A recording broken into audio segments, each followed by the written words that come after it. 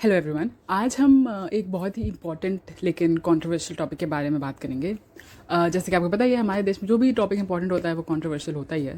Thumbnail और title देख के आपको समझ में तो आ ही गया होगा कि आज हम किस बारे में बात करेंगे। तो हम बात करने वाले हैं जेंडर रोल्स की और मॉडर्न फेमिनिज्म की, और क्या ये जो फेमिनिज्म चल रहा है इंटरनेट पे और आजकल जो भी चल रहा है वो हमें प्रोग्रेस की तरफ लेके जा रहा है या फिर हम वापस पीछे जा रहे हैं। And is it even fruitful और beneficial to have these type of ideas in our minds and the minds of our future generation.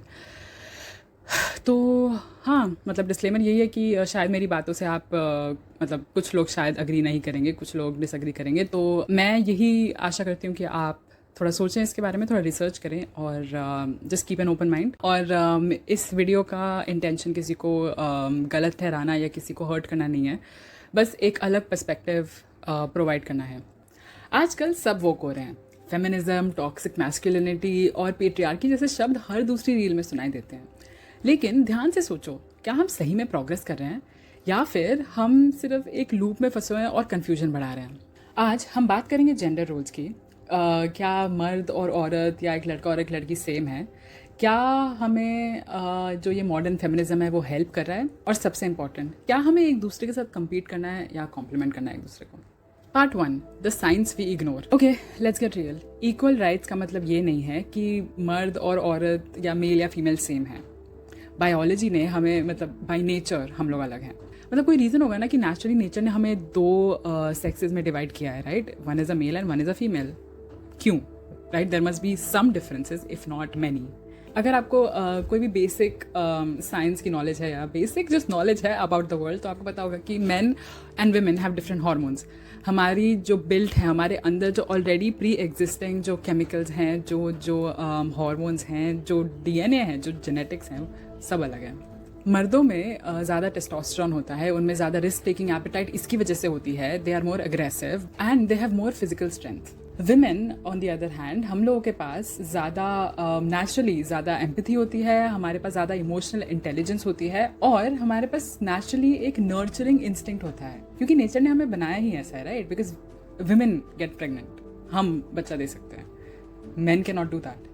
Research कहता है कि women naturally are better at multitasking, क्योंकि हमारा दिमाग अलग से फंक्शन करता है, हम 100 चीज़ें एक बार में सोच लेते हैं। दूसरी तरफ men are better at spatial task. Spatial capacity यानी कि किसी स्पेस की और ऑब्जेक्ट की रिलेशन को समझना और उसको याद रखना। तो इसका मतलब क्या है? आई नो कि मैं बहुत रेड पिल साउंड कर रही हूँ और मैं बहुत ही शायद रिग्रेसिव साउंड कर रही हूँ ये कहने की कि नहीं लड़कों के अलग रोल होते हैं लड़कियों के। मैं वो बिल्कुल नहीं कह रही हूँ। मैं I myself I am a working women, I have a job, right? और मैं खुद काम कर रही हूँ। आई ऑल्सो ड्राइव और मतलब that's not what I am saying कि लड़कियों को घर पर बैठना चाहिए। आई एम जस्ट एक्नॉलेजिंग, मैं बस ये एक्नॉलेज करना चाह रही हूँ that man and women are different and there is nothing wrong in it, और कि हर जेंडर की एक अपनी यूनिक एबिलिटीज़ हैं, यूनिक स्ट्रेंथ्स हैं जिनको हमें नर्चर करना चाहिए, ना कि उसके अगेंस्ट जाना चाहिए या ये बोलना चाहिए कि नहीं मैं तो इक्वल हूँ, मैं भी ये 10 किलो का लोहा उठा, जो भी है। तो मैन एंड वुमेन, हम दोनों के पास अपनी अलग स्ट्रेंथ्स हैं, और जब ये दोनों जेंडर्स एक साथ मिलकर काम करते हैं तब मैजिक होता है, नॉट एक दूसरे के अगेंस्ट जाके। Part 2, gender roles were designed to balance not oppress. अच्छा, तो अब जैसे कि मैंने पिछले पार्ट में कहा था कि women are better at emotional intelligence, empathy, care giving, nurturing, all of that, and men are better at spatial task. There is a reason behind it. उसके पीछे एक बहुत ही जेनेटिक कारण है, मैं ये खुद बना नहीं रही हूँ, एवोल्यूशनरी एविडेंस है इसका। पहले, बहुत पहले ज़माने में जब हम लोग हंटर और गैदरर्स थे, तब man use to go and hunt and get food for us, like literally वो बाहर जाके एनिमल्स को मारते थे ताकि सर्वाइवल हो सके। And women would stay at home, take care of children, you know, also collect berries and all of that, like whatever we get from plants, that we could do. That is why, अगर आपको पता होगा, हम लोग as women we are better at differentiating between colors, right? Men don't know, it's like an ongoing meme, right? There'll be 10 shades और उसमें से आपको बताना है कि which is the different one. तो I mean it's evidence, right? हम लोग genetically we have that power क्योंकि it was required for survival. और ये ऑपरेशन नहीं था, ये बायोलॉजी के हिसाब से it was a very practical system, like I said testosterone, right? तो अगर आपको किसी जानवर को मारना है, उसके पीछे भागना है, उसको मार के उठा के लेके आना है घर पे, यू नीड स्ट्रेंथ, जिसके लिए आपको टेस्टोस्टेरोन लगेगा, जो कि मर्दों में होता है, हम में नहीं। आज टेक्नोलॉजी ने रोल्स थोड़े फ्लेक्सिबल कर दिए हैं, and which is a good thing, like I said, मैं उसके अगेंस्ट नहीं हूँ, पर इसका मतलब ये नहीं है कि जो हमारे नेचुरल डिफरेंसेस हैं, जो हमारी नेचुरल स्ट्रेंथ्स हैं, वो हम इग्नोर करते हैं। पार्ट 3, मॉडर्न वोकनेस या फिर कन्फ्यूजन। प्रॉब्लम यह है कि आज के टाइम पे वोकनेस ने एक एक्सट्रीम फॉर्म ले लिया है। लड़का अगर बिल पे करे तो पेट्रियार्की, लड़की अगर घर संभाल रही है तो रिग्रेशन, और मैरिज को स्लेवरी बोला जाता है। इंस्टाग्राम फेमिनिज्म के नाम पे बस आउटरीच दिखता है और रियल इश्यूज तो छुप ही जाते हैं। इंस्टाग्राम पे या सोशल मीडिया पे everybody is so quick to जज, लेकिन कोई ये नहीं सोच रहा है कि क्या पता वो इंसान या वो औरत अगर घर संभाल रही है तो वो अपनी मर्जी से संभाल रही हो, कोई अगर बिल पे कर रहा है तो वो अपनी मर्जी से पे कर रहा हो, नॉट बिकॉज कि उसको कूल दिखना है या he is not a feminist. US में 65% ऑफ मैन अंडर 30, यानी कि 56% लोग जो कि 30 की उम्र से कम हैं, वो लोग सिंगल हैं, अकेले हैं। क्यों? क्योंकि जो डेटिंग की डायनामिक्स है, जो किसी से मिलने की डायनामिक्स है, वो चेंज हो रही है। ग्लोबली जो बर्नआउट का रेट है for women is more than that of man, और इसके पीछे भी एक बहुत ही लॉजिकल और साइंटिफिक रीज़न है। जो हार्मोन साइकिल है फॉर मैन, जो मर्दों का हार्मोन साइकिल है, वो इट्स अ 24 आवर साइकिल, वो दिन में रात तक रिप्लेनिश हो जाता है। But for us our hormone cycle is a 28 days cycle.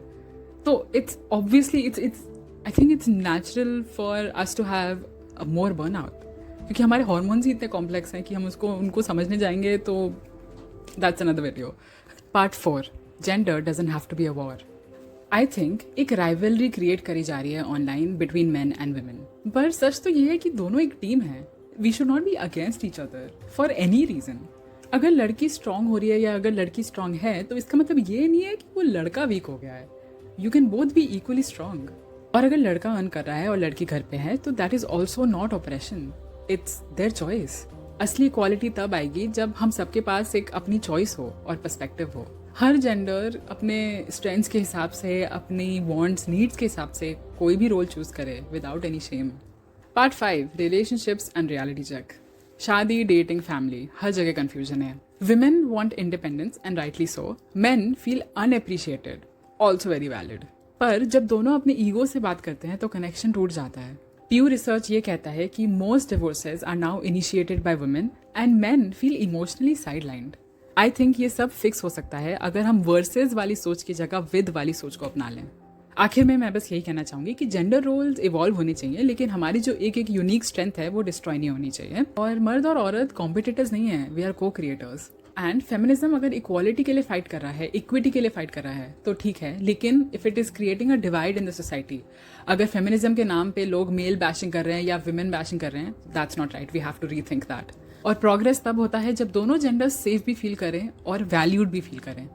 तो सोचो, क्या हम प्रोग्रेस कर रहे हैं या रिग्रेस? हाँ जी, तो ये थी आज की वीडियो। मैं आशा करती हूँ कि आपको ये वीडियो पसंद आई होगी, और अगर पसंद आई हो तो लाइक करना, शेयर करना, सब्सक्राइब करना, और कमेंट्स में ज़रूर बताते जाना कि आपके क्या थॉट्स थे इस वीडियो पे, इस टॉपिक पे। I would love to hear them and reply to them, maybe have a debate, maybe have a conversation, but please keep it safe. That's it. Thank you. Bye.